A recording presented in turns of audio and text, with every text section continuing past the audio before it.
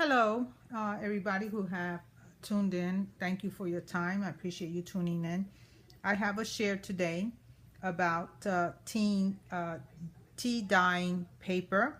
I've tea dyed my paper with actual tea and all that, but I was thinking about some other process that could give me the same effect. Now my paper, and everybody's a little different. Some people really like it dark and all crinkled, and then, that's okay. Um, to me, the way I see it, as the person producing the journals, is for writing. So I don't put a whole lot of stuff into my pages, and then I don't wrinkle them to the point where whoever's writing will have to kind of do the best they can with all the wrinkling. They are wrinkled a little bit. I like that effect. So what I'm about to show you is how I get this effect, and it's tea dyed, not very dark, little texture here and there. Okay, this is, I just kind of wet that, and so these are wet. I'm just making these right now, and what I did was made it out of this distress ink, and it's the tea dye color by Ranger, uh, Tim Holtz. Okay, and I took this, and I really didn't know I had it. I just happened to look around. I said, oh, I got some tea dye ink. Wait a minute. I know I can put that in a bottle of water. And I did.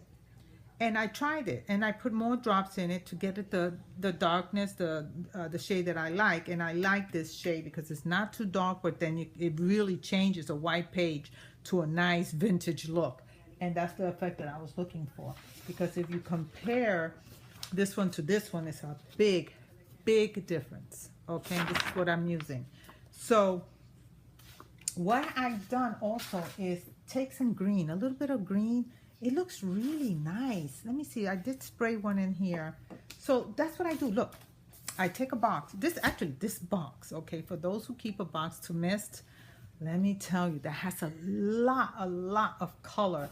And just to show you, look at this page here. All that is from when the box gets wet, it loosens all that ink and the paper absorbs it. That's from the box.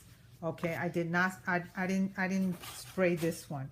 And let's see if I have this one here. This one, look, this one also is, you can't see it too much in this lighting. I was trying to see what lighting would be best, but in any case, I leave that down when it's nice and wet so that it can absorb all that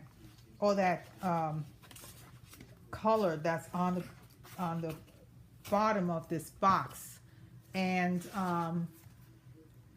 that's how I came across this texture. Now I made this journal, just beautiful. I love this journal. Don't know what I'm gonna do with it. Can't depart from it. I don't know if I will, but in any case, these areas here was due to the box. I'm gonna call it the box. And this was one of my earlier ones that I've done, but I wanted to show you how all this color here came from the box. Let me see if I can find a really good, oh, this one is a good one. I don't know if you can see that, but that's a good one. That's from the box. I didn't spray it with my green ink, my green mist that I'm gonna show you in a minute. And there's another page here that I really like that turned out awesome with the book. It may not be this one. I made several, but all of these are really nicely inked using the box. This one also is another journal that I've made. I don't know what I'm gonna do with it. Oh, here, this is a nice one. That's from the box. You see, that was from the box. So I wanted to share with you that you don't have to always do the tea bags and put it in the oven or do the blow dryer. I have to tell you, you have to be very patient. I mean, don't do things in a rush, because you know what?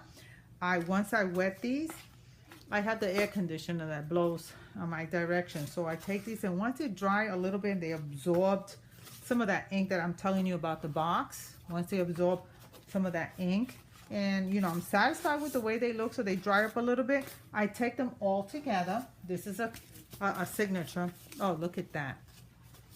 That was from the box. You see that? That's the box, the color from the box, and the texture from the box itself. Look at the texture from the box. You see that? That's what that is. So it picks that up. I mean, that's an original. You can't duplicate this. That's an original. So I was coming up, you know, with some ideas, and I said, how can I make it just a little more interesting? So that's when I thought about taking the this other mist that I had. I can't begin to tell you what color this is. I just know that it's brown. It's a mist that I had, wasn't using it, has some shimmer, and the spray wasn't working. So I said, all right, let me put in one of these bottles, add some water and see, because it was really, really dark.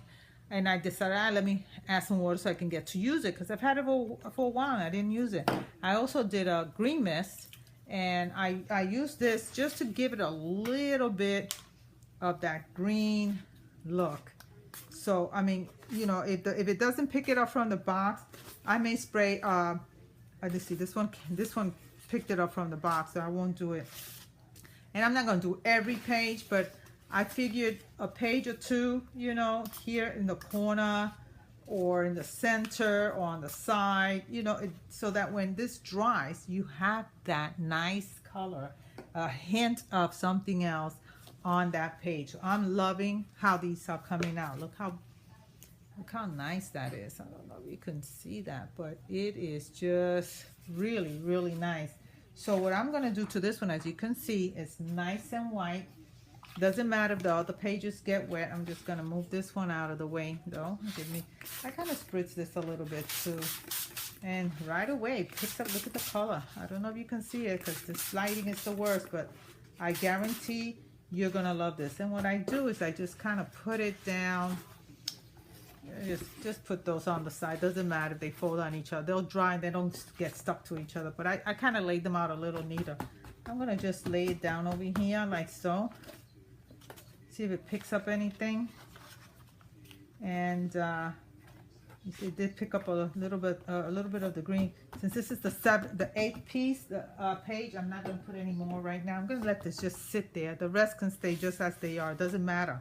It really doesn't matter. So I'm going to just lay them like that, you see? Just like that. Leave them out.